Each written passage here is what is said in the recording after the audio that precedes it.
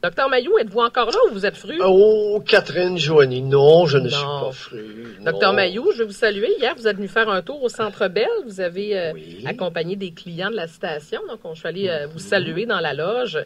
Vous aviez fière allure hier dans la loge. Vous aviez l'air content. Vous aimez ça, le hockey, en plus, hein?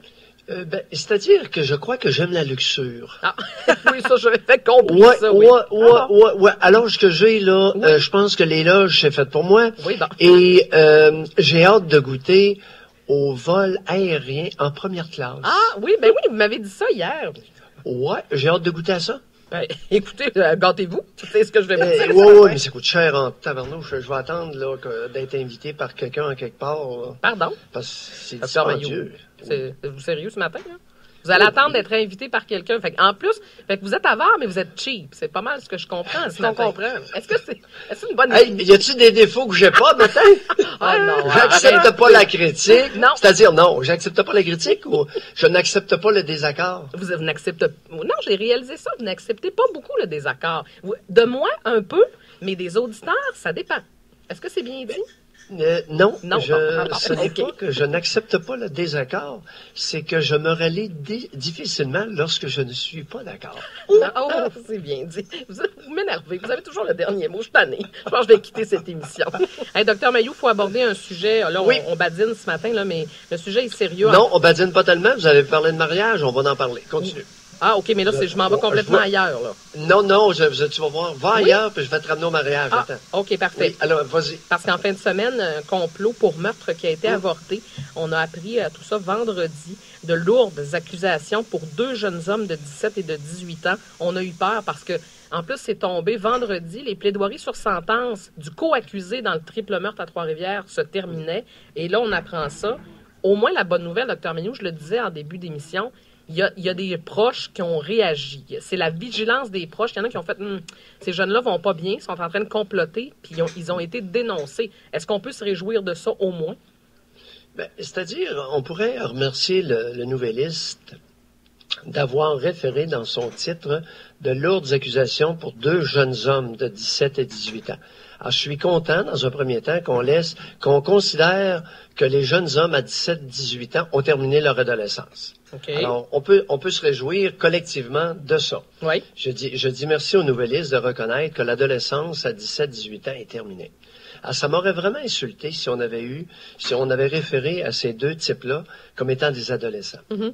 À 17-18 ans, c'est plus des adolescents. C'est ça? Qu'est-ce que tu en penses? Oui, je suis d'accord. Oui, c'est correct. Joanie, je pense qu'on peut s'entendre. On s'entend là-dessus. Oui. Maintenant, question que je me suis posée ce matin. Ils ont pris ça où, ces 2 individus-là? Cette idée d'aller tuer l'ex-copine, torturer les personnes, brûler la maison, etc. Alors, ils ont pris ça où, ce genre de violence-là? Vous êtes-vous posé la question? Ça dépend de votre question. Ils ont pris ça où? Moi, je pense que visiblement, ça a peut-être, le triple meurtre a peut-être donné des idées à des gens pas sains d'esprit. Est-ce que c'est là où... Non? Ah non? Non. Dans notre culture, on va en avoir de plus en plus. Okay. Alors, notre culture est porteuse de tares qu'on avait consacrées en sacrement. Et je m'explique. Tu as parlé de mariage tout à l'heure. C'est quoi les maudits vœux du mariage? Je suis à toi, tu es à moi, pour le meilleur et pour le pire, jusqu'à ce que mort nous sépare. N'est-ce pas là un exemple de tare consacré par la religion? Alors, les tarés, il y en a beaucoup, d'hommes, de jeunes hommes et d'hommes tarés, qui croient qu'à partir du moment où ils s'accouplent avec une femme, cette femme-là leur appartient. Et on s'est rendu complice. La religion catholique a récupéré cette poussée instinctive, très primitive, relevant des hommes des cavernes, a récupéré ça et l'a mis dans un sacrement du mariage, dans le sacrement du mariage. Je pense que ça serait important ce matin qu'on réfléchisse un peu. En quel honneur, comment on fabrique des individus comme ça? On les fabrique. On les encourage, on les cautionne. Oui. Mais vous voyez, Robert Pilote disait ce matin, on va blâmer les jeux vidéo, puis on va blâmer les films violents. J'ai de la misère avec ça, Dr. Mailloux. Et j'ai de la misère à blâmer autant la religion catholique. Est-ce que c'est seulement des jeunes qui sont profondément malades? Non, c'est pas la religion catholique. C'est une c'est une poussée instinctive, très primitive de nos ancêtres des cavernes. L'ancêtre des cavernes, là, quand il prenait une femelle puis qu'il l'accouplait, la femelle, elle pouvait plus s'en aller. Avez-vous déjà pensé à ça? Oui. Elle n'avait pas le choix. Oui. Il l'avait choisi puis il l'avait accouplé. Et vous n'avez pas d'idée quel est le pourcentage d'hommes qui, à partir du moment où ils pénètrent une femme, ils changent dans leur tête. Cette femme-là devient à eux. Ouais. Je suis à toi, tu es à moi, pour le meilleur et pour le pire, jusqu'à ce que mort nous sépare. Mais ça, c'est inquiétant, Dr Mailloux, parce que Oui, c'est inquiétant que vous ayez récupéré ça et l'ayez consacré. Mais pourquoi vous dites vous, là? Je m'exclus de ça, là. Pourquoi vous nous le ramenez? Mon point... Ça commencerait à être temps qu'il y en a une couple qui y pense. Oh oui, on y pense, Dr Mailloux, mais c'est parfait. Une fois que c'est dit, on a bien beau parler de la religion catholique et tout, mais moi, ça m'inquiète.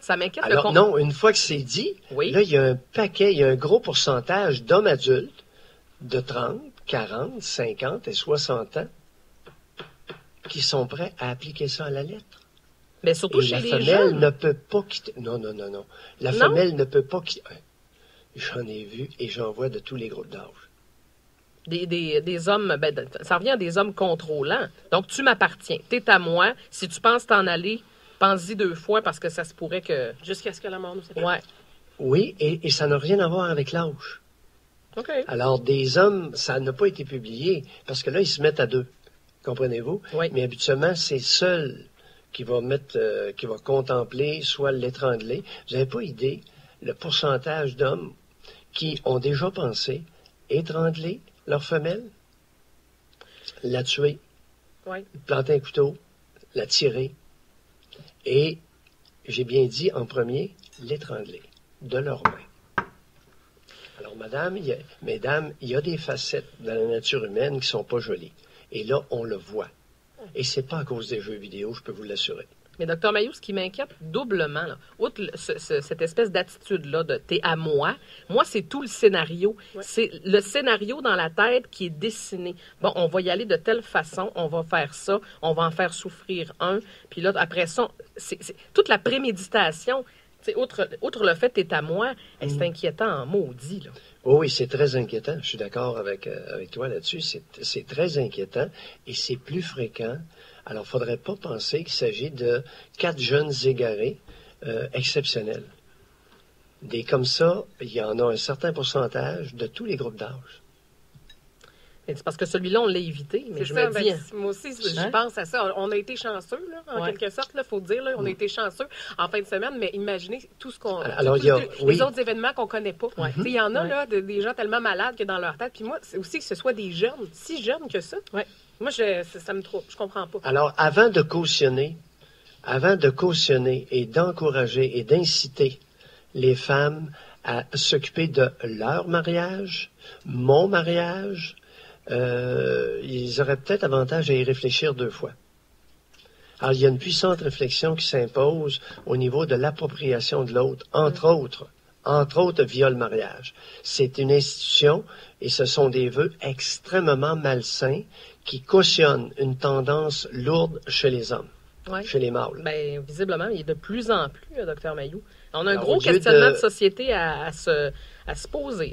Vous avez Voilà. Alors, l'histoire de tu t'accouples avec une femme, elle est à toi, c'est fini, tu casses. Non. Ton ami ne t'appartient pas. Non. Et même après copulation. Alors, ce message-là n'a jamais été lancé clairement dans notre société. Au contraire, on lance le contraire. Et Dr Mailloux, si je vous pose la question en terminant, si je vais plus loin dans la réflexion, quand on regarde des jeunes hommes comme ça de 17 et 18 ans, il faut comprendre que derrière ça, il y a quoi? Il y a une problématique familiale, il y a un manque d'amour. Comment on peut analyser ça? Alors, il y a un problème familial et sociétal. Oui. Alors, s'ils ne l'ont pas pris dans la famille, ils le prennent dans les revues, dans les médias, dans les téléromans. Okay. Alors, on a véhiculé, incité et encouragé l'appropriation de la femme par l'homme. Oui. Est-ce que c'est aux Et femmes oui. Est-ce que c'est aux femmes à se lever de façon plus claire en disant attends, non, je t'appartiens pas. Est-ce que ça se peut aussi qu'il y a des jeunes femmes qui ont peur? Est-ce que la peur, ça fait que justement, tu as peur de poser un geste? Si je fais ça, il va me laisser. Il y a peut-être le comportement inverse aussi, Dr Mailloux. Il y a tout ça. Et ce n'est pas aux femmes à se lever. C'est à tout le monde. Oui. Surtout les parents. Okay. À envoyer clairement le message aux petites filles et aux petits garçons lorsqu'ils perdent un ami. Mm-hmm. Ton ami t'appartient pas, casse. Oui. Ouais. Ton ami ne t'appartient pas. C'est un privilège, une relation. Oui, c'est bien dit. Quel parent a déjà dit ça à son casse? Souvent. Ben oui. Jamais. J'ai jamais entendu ça. Ah non, vous voulez dire l'inverse, oui, mais il y a plusieurs parents qui considèrent que leurs enfants leur appartiennent. Oui. Ouais. Et d'un. Oui. Deuxièmement, lorsque, par exemple, à des petites filles, lorsqu'elles perdent une amie, quelle est la réaction des mères et des pères? C'est une espèce de pas fine, elle t'a fait de la peine, puis au lieu de lui dire, hey, ma jolie, ton amie, c'est un privilège d'établir une relation, et pour ces raisons à elle, elle a décidé d'y mettre fin. Oui. Et là, tu lui fais un beau sourire. C'est ça la vie. Ouais. On a beaucoup de travail à faire là-dessus, Dr Mailloux. Beaucoup, au niveau éducatif, et ça passe nécessairement par l'éducation des parents. Deuxièmement, le langage que tiennent les adultes devant les enfants. Mm-hmm. OK, on s'en reparle ce midi, Dr Mailloux, on s'arrête là-dessus. On va réfléchir à tout ça parce que le sujet mérite réflexion. On n'a pas fini d'en parler. On se retrouve ce midi, Dr Mailloux. Oui. Merci. Bye. Dr Pierre Mailloux. Donc, à compter de midi pour 106.9 Doc Mailloux.